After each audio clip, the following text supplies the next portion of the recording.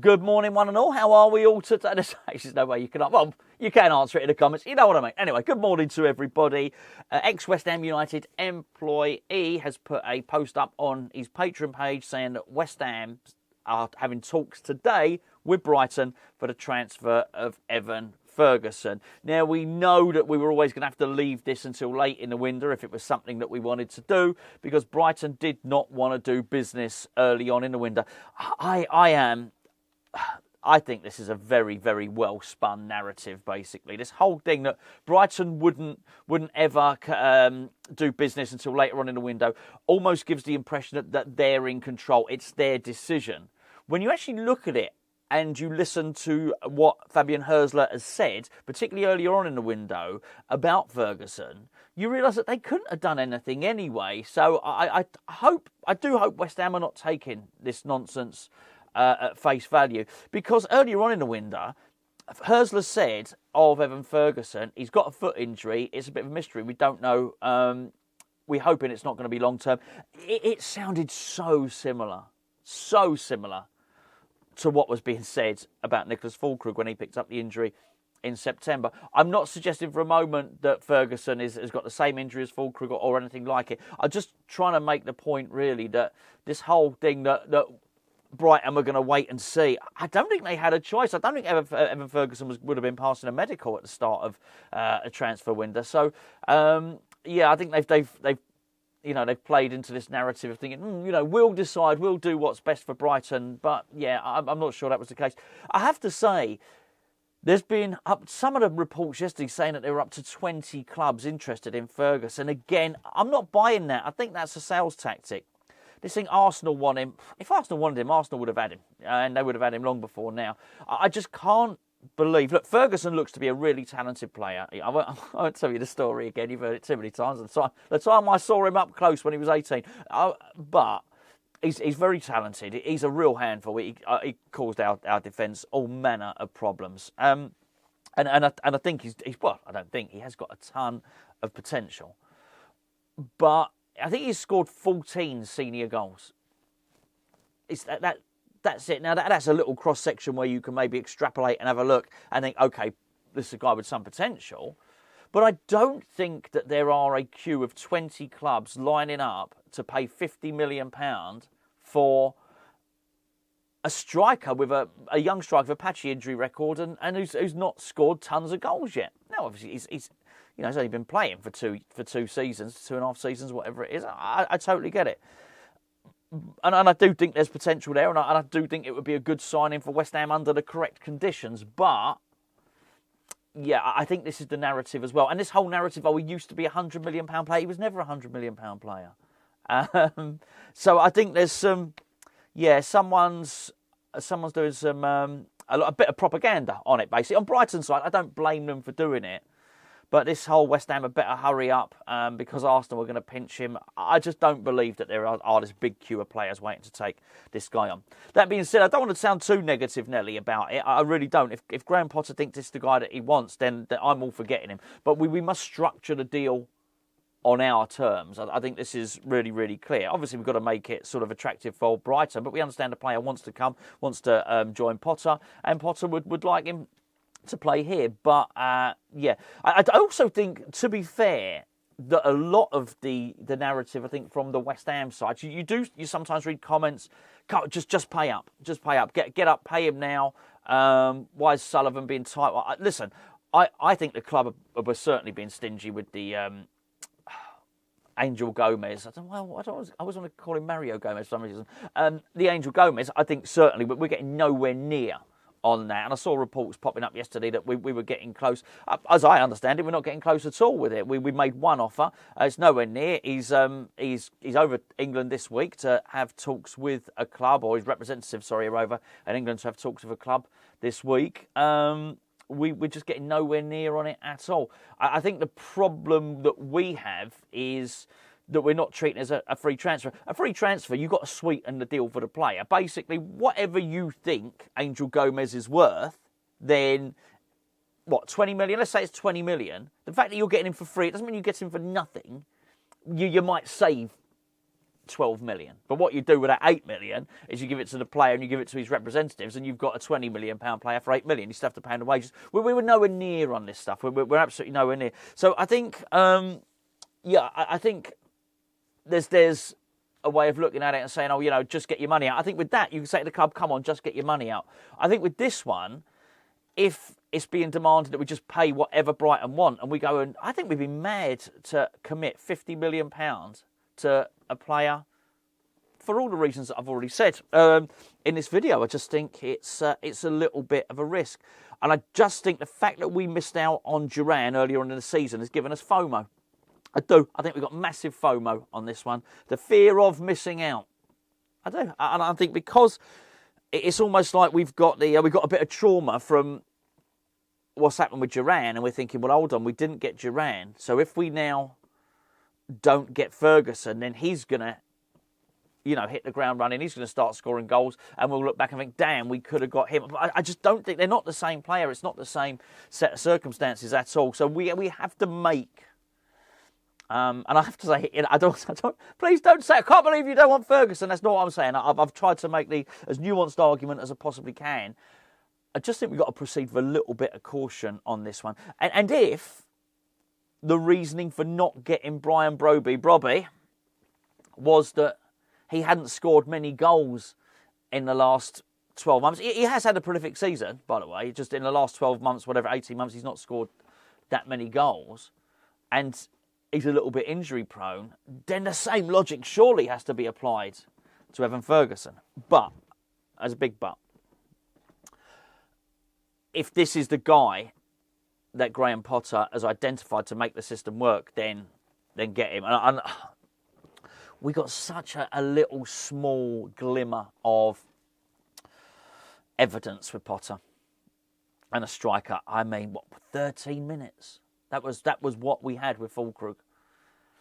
And it is such a small window, and I understand. I know how ridiculous this sounds. But those 13 minutes did give us a little inkling of sort of what he was going to look to do. And I did think he did. Well, he was involved in that goal, that early goal that we scored against Villa. He was involved in that. And if that's the way we're going to play, then it may well be that Ferguson is more suited to that style of football than Brobby. But I do think that guy, the Dutchman, Brobby, I don't know what name, I don't know how you pronounce it. I think he is good with his back to goal, and he can run in really, really quickly behind as well. So, but yeah, look, if Ferguson is the choice, then go and get him. But I'm just saying, don't be fooled by this. He's a £100 million player, and we've decided to sell him only late in the window, and Arsenal are after him. I don't think any of those things are true.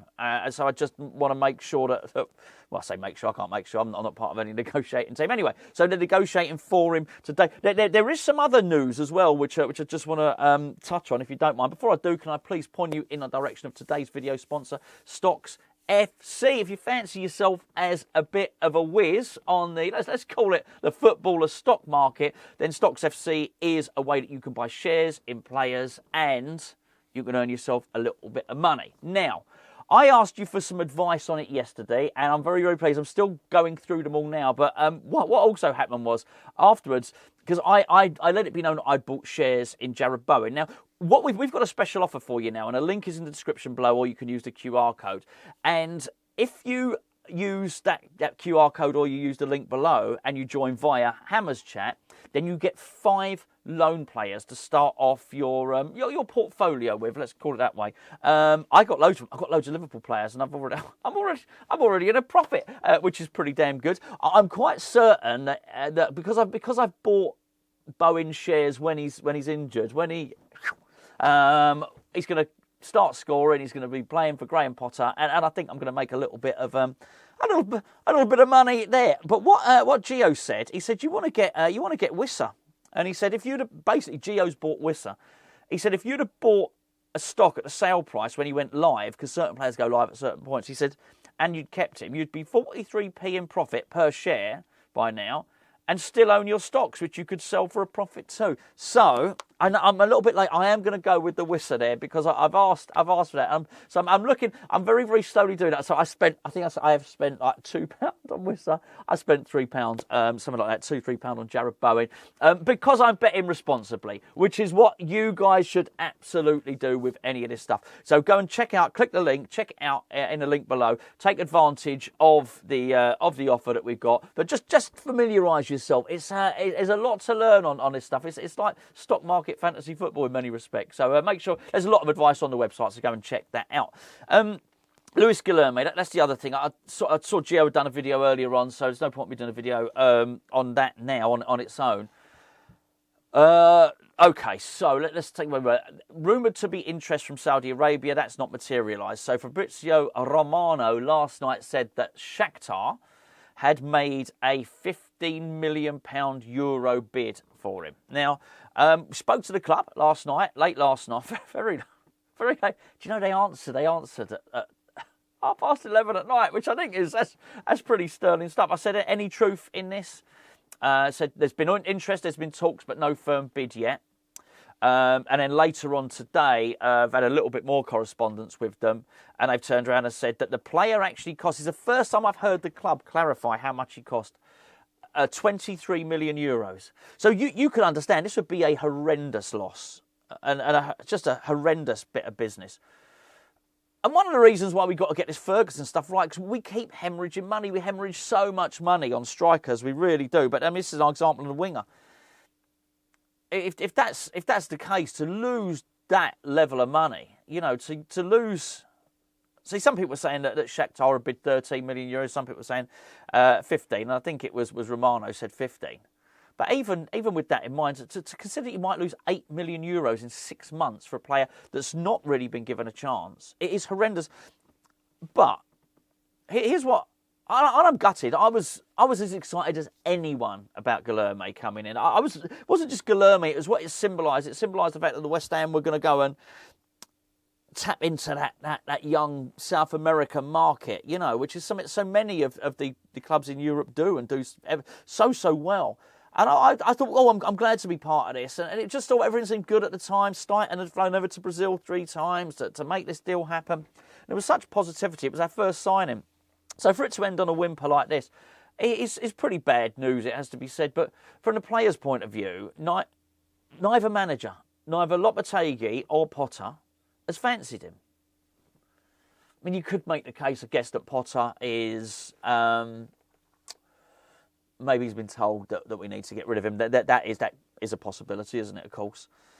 But it's not great, is it? It's just another example of us hemorrhaging money. And there's loads of it all the time, be it... the big ones stand out, don't they? Felipe Anderson, Sebastian Haller. What did we lose to Sebastian Haller? Did we lose 22 million in a year or 18 months? Something like that, wasn't it? Vlasic, we lost a fortune. £28 million player, ended up going for 7.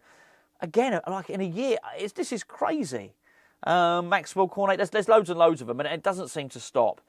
And obviously, this is one of the reasons why Tim Steiten, and I do mean one, I think this might have been used as leverage to get him out. Do you know what I mean? But the fact that he's Guilherme, big loss. It's undoubtedly that Füllkrug's going to be a big loss. There's no doubt about that. You may well turn out and see that Füllkrug plays the next 3 or 4 years and is brilliant for West Ham, and then we might look back and say we got value from him. But looking at it now, which is all we can do, that's imaginary stuff, right? That's imaginary. Imagine that he gets 3 years scoring loads of goals for West Ham. He turns out to be a good striker. Okay, but let's not use our imagination. Let's use what we know now. We sign him for loads of money, and he keeps breaking down. And he looks good, as I mentioned. When he plays, I think he looks really good. But anyway, so losing loads of money on Füllkrug, losing loads of money on Guilherme. All I would say is, and I often say this, and I always go back to Elise. Elise, obviously, our centre-back. And this is always a good example, because it's only a good example because it's the first time I ever mentioned it. And it was before we played a game, everyone was injured. All the centre-backs were injured. In the end, Issa Diop got patched up and got put into the team. We still had only one central defender. And everyone else was screwed, honestly. And Elise played really well. This is the other context. Elise played really well, I think, against Dynamo Zagreb. Was like possibly the second best player on the pitch. So he played in Europe, had shown himself, and then within I can't remember the time frame, but very, very shortly afterwards, there should have been an opportunity. And at that point, he wasn't selected and he wasn't picked. Now, just forget whether you think he was good enough or he's gone on to play well or badly for Sunderland. At that point, it then became apparent there was no set of circumstances where Elise would play. Because everyone was injured and he still didn't play. Moyes was still chucking other people in. Basically, he was basically chucking fullbacks and midfielders into the defence and stuff like that. It just wasn't. It was never going to get a game, and we've had that on a few occasions. And I don't want to say that Casey was in that situation the other day because I just think it's slightly different. What I will say though is when so many of West Ham's attackers were out, when Bowen's out, when Antonio's out, of course, when Fulkrug gets injured. And I know he came on, did a little cameo role as a sub, but by and large, throughout that time, Guilherme has not been used. You look at him and think, right, it's not going to happen. There are no set of circumstances where he's going to play. And Potter demonstrated this because he would rather use other players and put other players in those positions. And he's done it to good effect. It's hard to argue because look, I thought we played brilliantly against Villa. I know most would agree as well. And I just think, look at it now, Guilherme must be looking at it thinking, OK, there's no set of circumstances in which I play. I'm not being put in the under-21s. I'm not being put out on loan. I'm just sitting here stagnating, wasting my career. So it is, I think with a sort of heavy heart, really, it may well be time for him to go. I'm disappointed that the club didn't have a better strategy and a better plan. And I think it just shows that at the moment, West Ham are not that club that are able to bring in a player from overseas and allow them to thrive because we don't have an infrastructure. In many respects, they just don't know what to do with it. We don't know what to do. I remember, I know somebody saying it's like putting a Sky remote in my grand's hand. I can't remember. I think it's done in a completely different context. They just don't know. And I am very sorry. By the way, let me just say that. I don't want to offend any grandmas out there. I am quite sure there are many, many grandmas who are whiz with such things. In fact, my own mother is a right whiz with an iPad. So let's just get that right. But you know what I mean. It's I just think as a club, we just don't have the facility. We don't have the structure. We just do not know what to do with these players. Anyway, there you go. I'm going to wrap it up now. I'll be back tomorrow at some point. Might even not be sat in this very room. I might be doing an out. This makes it sound. I was going to say might be doing an outside broadcast. It makes it sound really swish, doesn't it? I might just be sat in someone else's front room, basically doing it. But there you go. We'll be doing that. And don't forget, if you've got any the Stocks FC, if you have got any tips, any players you think I should be getting, because you don't just get. You basically get money when they score an assist and things like that and perform well. So go and check it out. The rules are far more in depth than that, and you don't need me waffling on about it for the next 20 minutes. You've already sat here very patiently for the best part of 18 and a half minutes, which I do appreciate very, very much. Check it out. Links in the description below for that. I'll catch up with you tomorrow.